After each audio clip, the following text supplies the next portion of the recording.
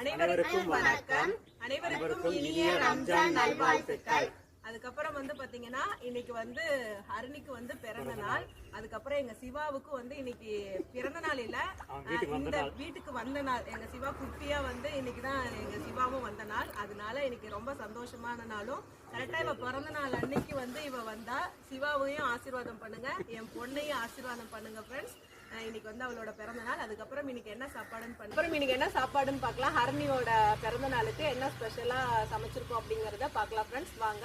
அப்புறம் கேக்லாம் வெட்டி முடிச்சாச்சு, அது அதுக்கு அடுத்த வீடியோல வரும் ஃப்ரெண்ட்ஸ். இப்போ என்ன சாப்பாடுங்கிறத பார்க்கலாம் ஃப்ரெண்ட்ஸ். வாங்க. அப்புறம் எல்லாரும் ஹரணியை வாழ்த்து சொல்லுங்க ஃப்ரெண்ட்ஸ், ஆசீர்வாதம் பண்ணுங்க. உங்களோட ஆசீர்வாதமும் பண்ணுங்க, அப்புறம் சிவாவையும் ஆசீர்வாதம் பண்ணுங்க. சரிங்க ஃப்ரெண்ட்ஸ், பை ஃப்ரெண்ட்ஸ். பாயாசம், அப்பளம், வாழைக்காய் கோலா உருண்டை, பருப்பு வடை, பீன்ஸ்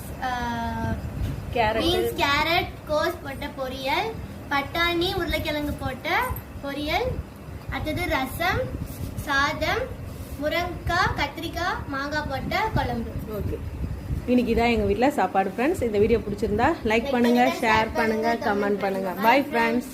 நல்லா இருக்கா?